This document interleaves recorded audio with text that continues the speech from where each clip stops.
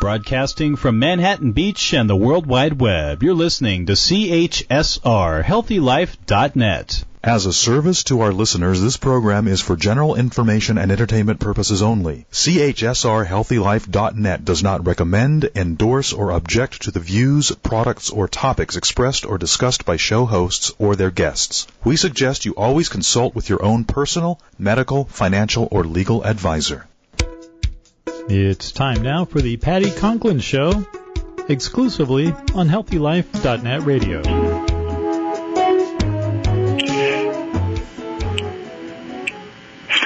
Well, hello, folks.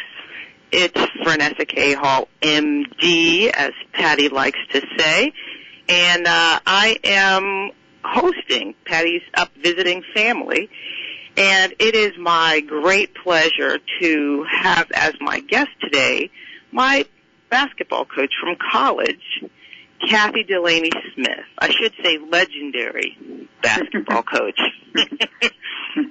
She's, let's see, I know that you coached the first 16th seed in the NCAA tournament to beat a number one seed. I think it was in 92 against Stanford. 98, okay, something like that. Yeah. And that you were one of the longest running coaches at the same school, right? Yes. 40 years? 40 years, yes.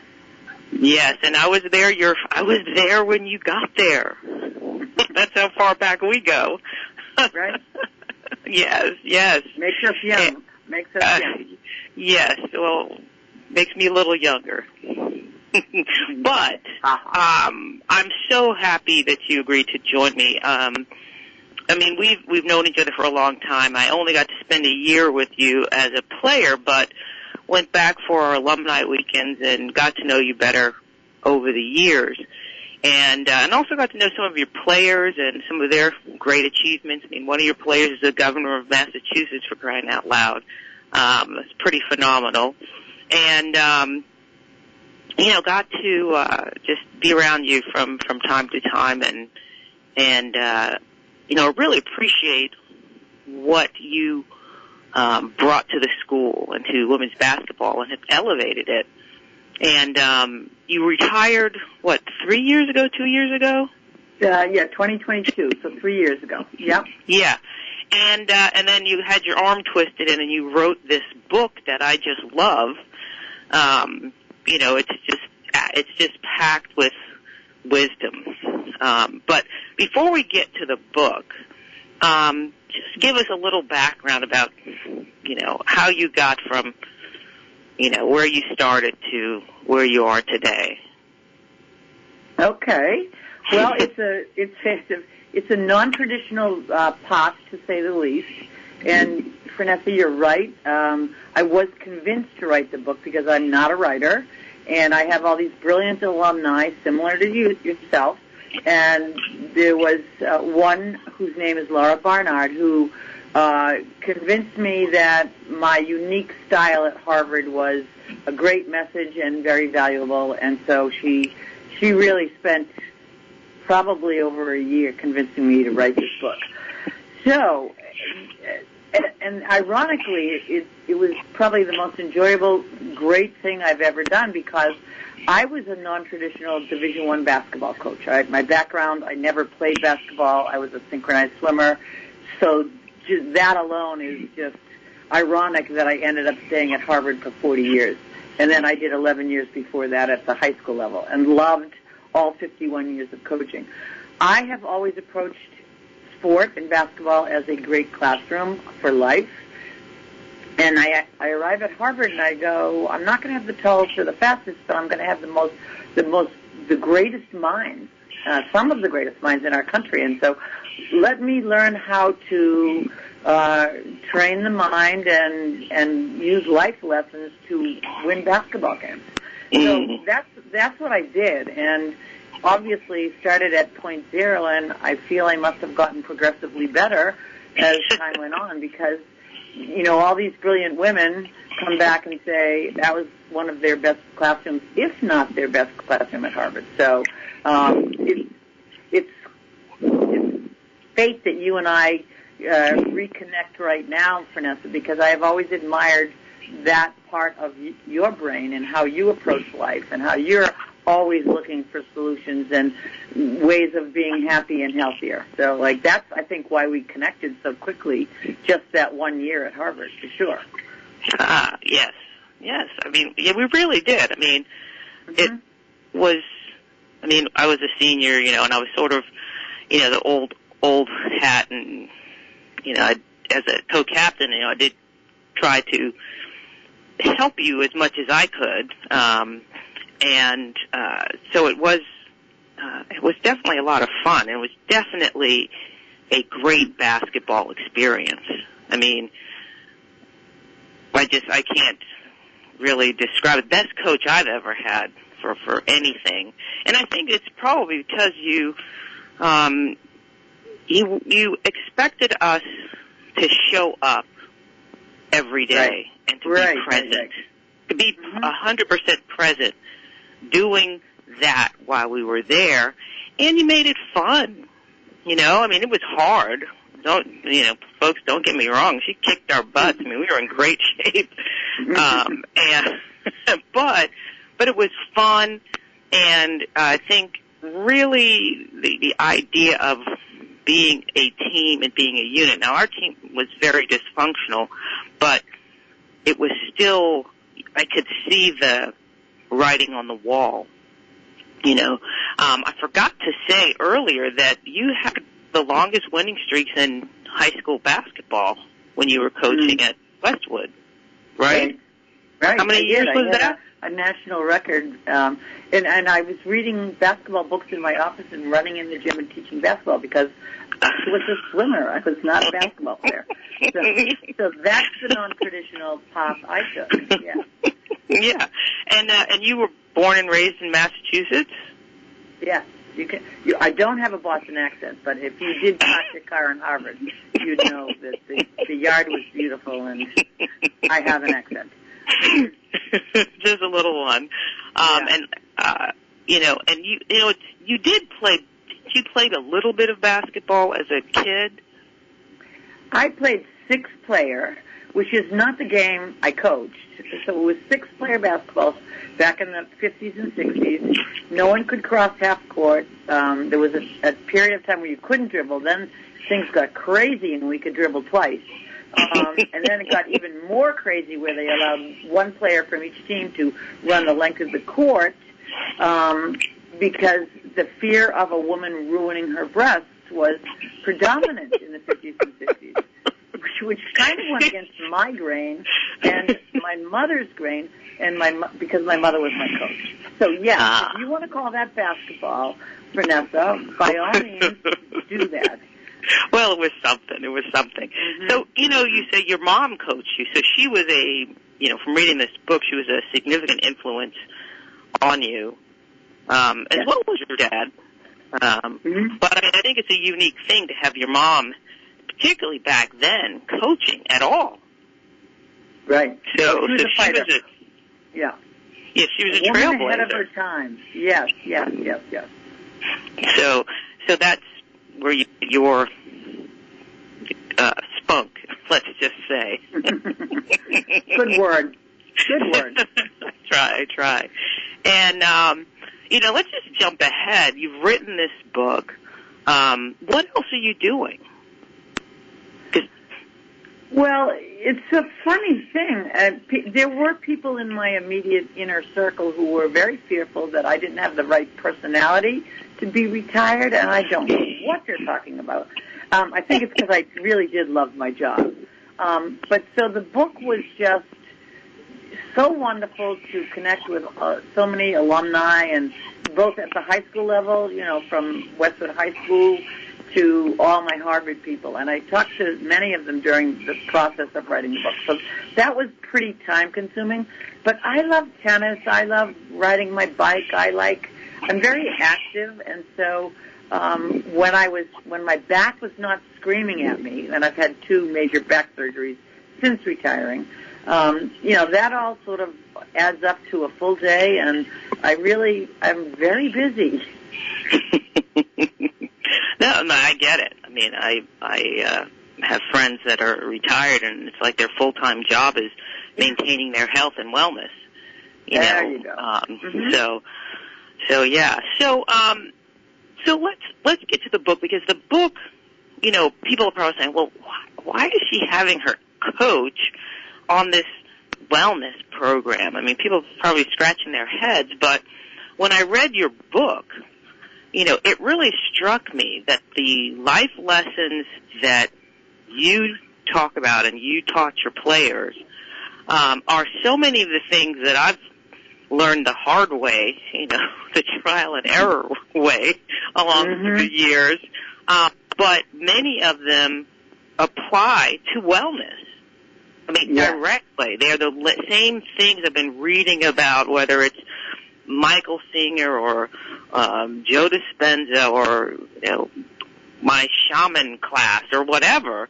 It's the same stuff. I mean, I jotted a few notes here, and the one that really stands out for me with regard to wellness is staying present. Mindfulness and utilizing meditation. We have a very chaotic world here in the U.S. these days, and in the world as well. A lot of pain and suffering and just really senseless stuff. And it's so easy to just get caught up in all of that and really lose your center and find yourself, really anxious and even have friends that are fearful and, are just consumed with watching the news and all of that stuff. And, and I get back to staying in the present moment and how important that is, because first of all, it's the only moment we really have. And if we are caught up in what's not here, present with us, or what's in the past, it affects the body. What we're thinking and dwelling on creates emotions and feelings that are really chemical expressions in the body. So the physiology of the body changes. And what I know and I've come to really understand is that if we are thinking the same thoughts and feeling the same things, it's influencing our behavior and our choices, the choices that we make, but it's also creating a change on a cellular level, even down to the DNA. It can change the epigenetics of what's expressed. And so if we are caught up in all this craziness in a chronic way, we can actually increase our risk for high blood pressure and gaining weight and diabetes, and if it's chronic over years, actually create disease.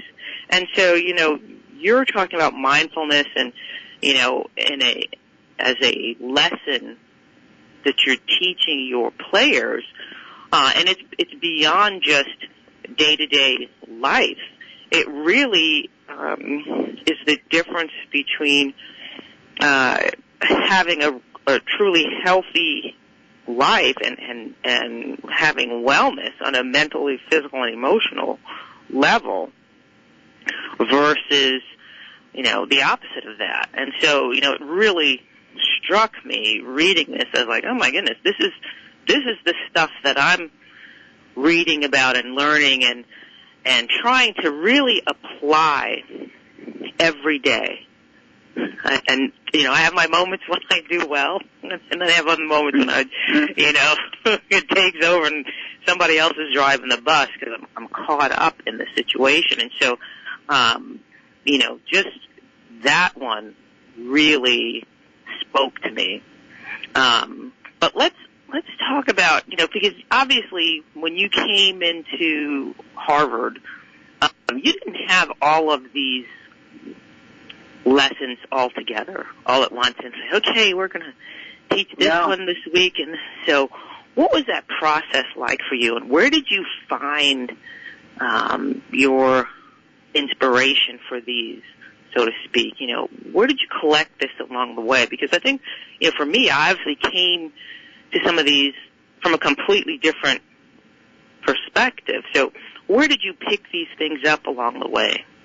Well, when I got the job at Harvard, first of all, my first 11 years at the high school level, I see all these women, and I always thank them for being my great experiment, my lab rats.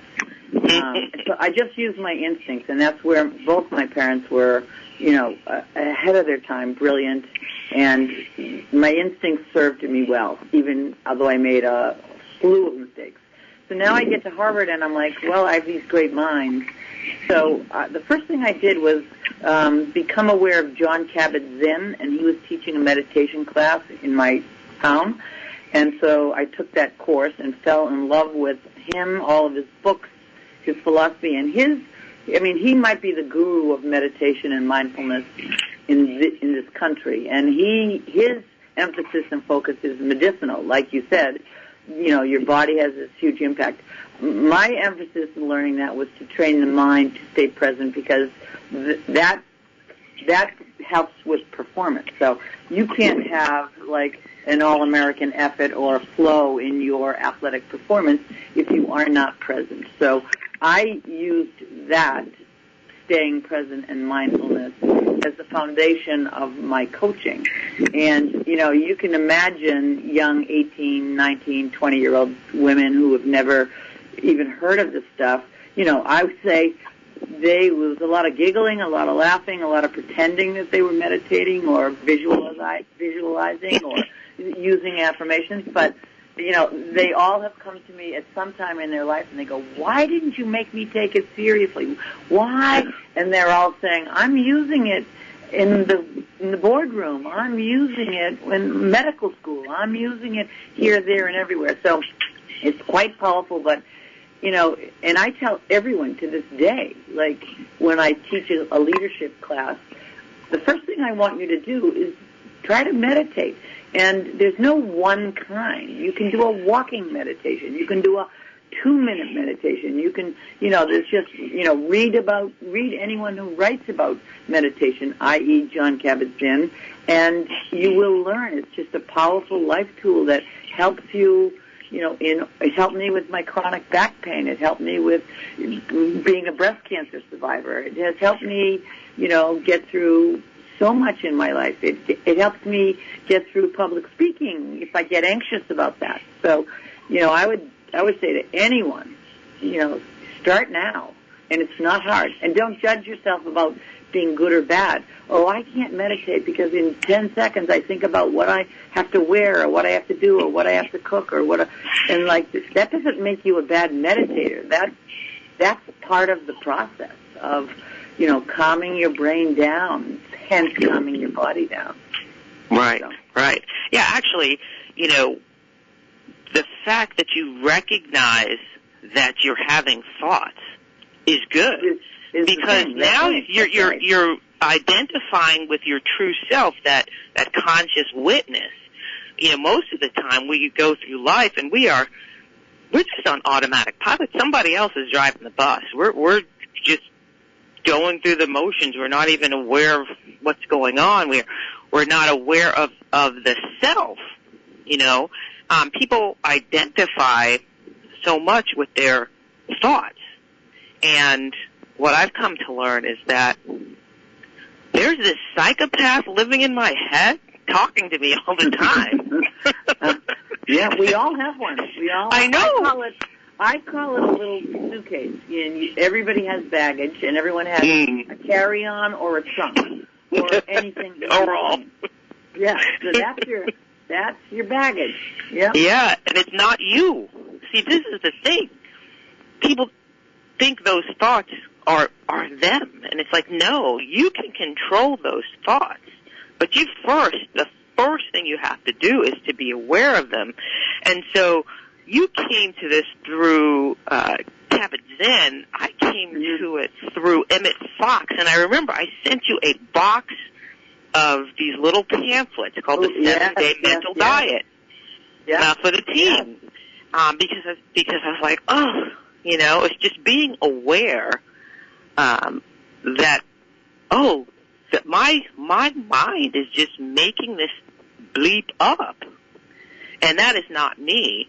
And I just that mere understanding and recognition, it was such an aha moment for me, because you've known me for forever. I'm a pretty happy person, and pretty positive and all that stuff.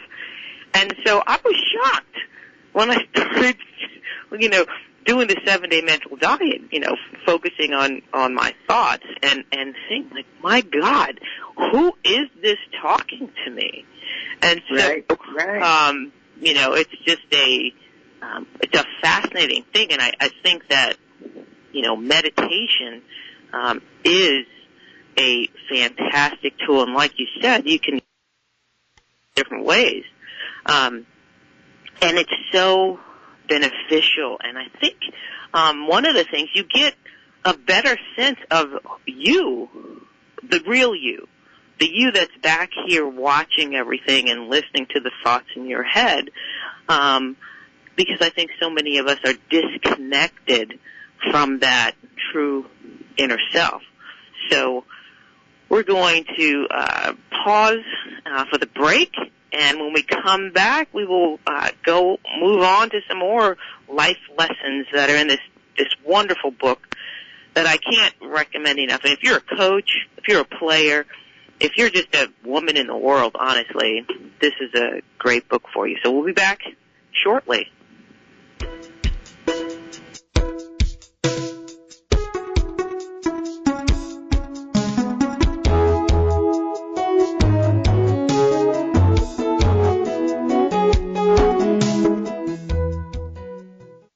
Want to get that man or woman out of your mind? How about being in the right state of mind for getting that job promotion, or staying positive to help boost your immune system? Want to break those old habits? Then it's time for an emotional cellular cleansing with Patty Conklin. You'll get a private 3-hour session in person, by phone or by Zoom, with 3 months of follow-up appointments, plus email support. But you'll have to do the work, and homework materials are included. Find out more or to book your appointment, visit pattyconklin.com. That's pattyconklin.com. Audiobooks gives you instant access to over 50,000 of the best sellers and hottest book titles in romance, mystery, fiction, and many other genres. Just visit healthylife.net's advertiser page and click on audiobooks to get started. If you're wondering if Patty can help you heal, why not book a free 15-minute consultation either by phone or by Zoom? It's a great way to see which of Patty's services is right for you. You'll discuss her services in detail and how they can apply to your specific situation. It's really a great place to start, and you can sign up for your free consultation by phone or Zoom on Patty's website, pattyconklin.com. That's pattyconklin.com. Get the help you need today. Sign up for your free consultation at pattyconklin.com. ASMC, the premier German company that supplies everything for adventure, from outdoor clothes to outdoor gear, even backpacks. Lots of quality and lots of specials. To start your adventure, go to healthylife.net's advertiser page and click on ASMC. Okay, I get it. You're a doubting Thomas, and you don't want to pay for something unless you can know what it's all about. Well, now you can find out just what Patty Conklin's energy healing is all about. Go to pattyconklin.com to sign up for her free group energy adjustment, held every Wednesday from 12 p.m. to 12:30 p.m. Eastern Time. Experience for yourself the transformative energy designed to bring calm and healing to your life.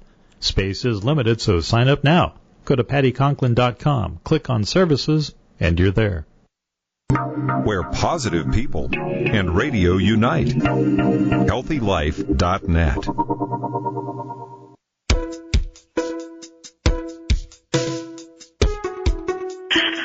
Okay, folks, we are back.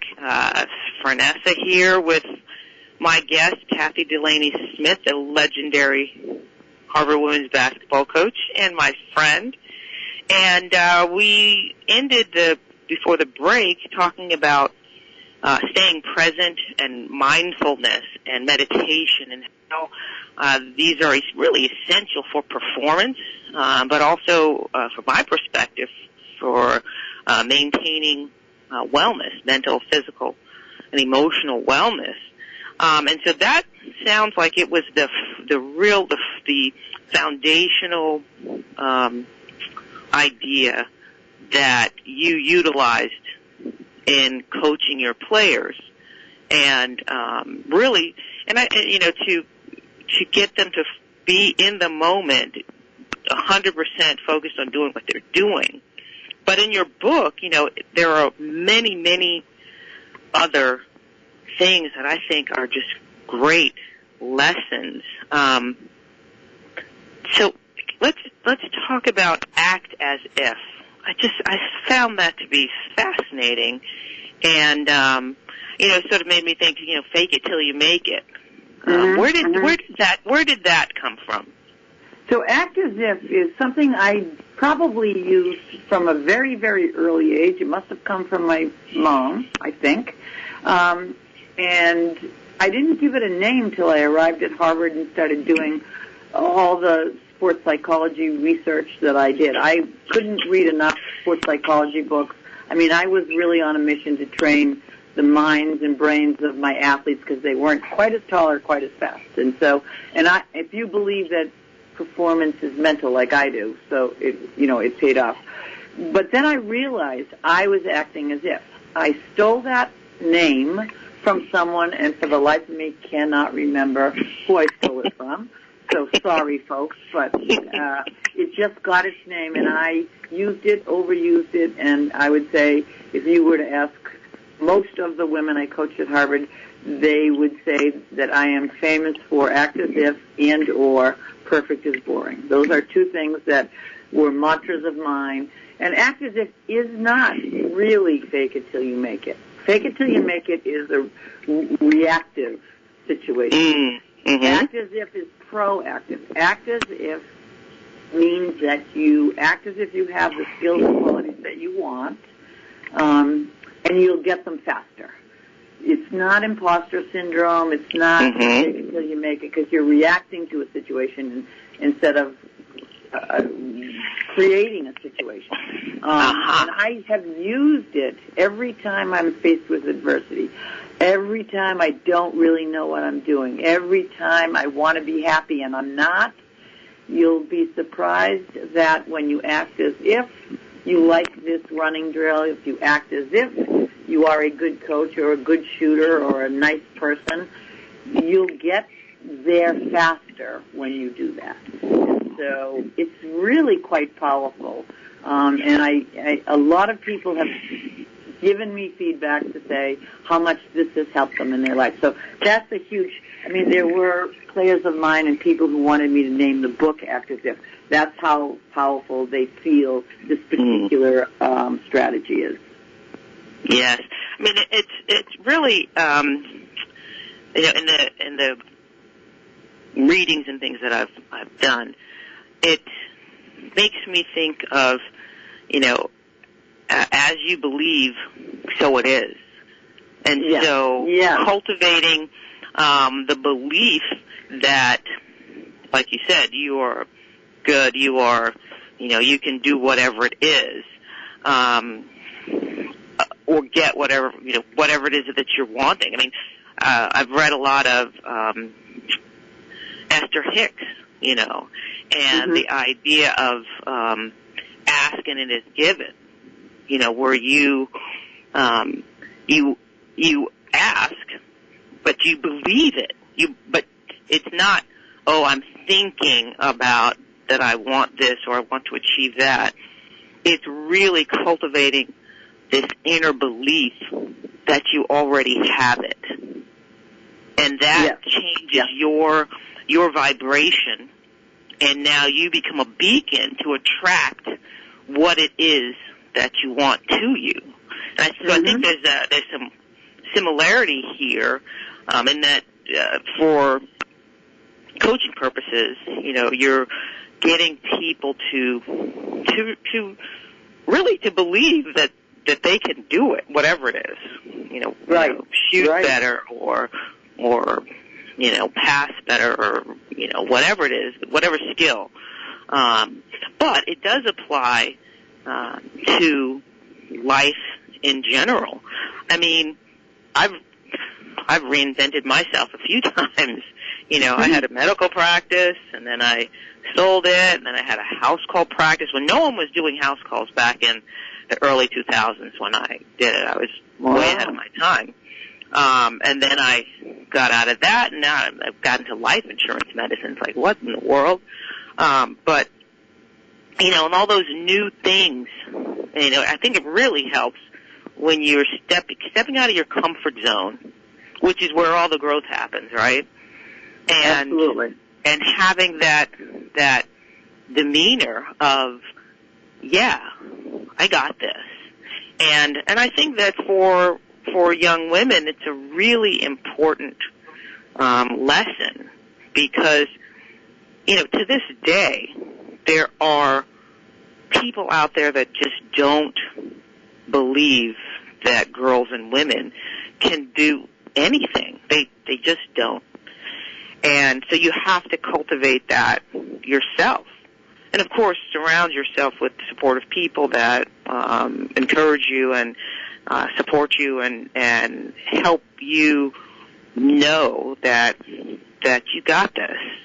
And so I think Act As If is a great tool to achieve whatever it is you're trying to achieve. And, you know, it directly correlates with the teachings of Esther Hicks and just understanding that it comes from within. That's the other thing I'm really learning lately is everything starts with me. So if I'm feeling irritated about something, I need to look in because it's some crap that I'm carrying. So anyway, boy, that I tell you, these segments go by so fast. But folks, we've got to take another break. We'll be back in a few.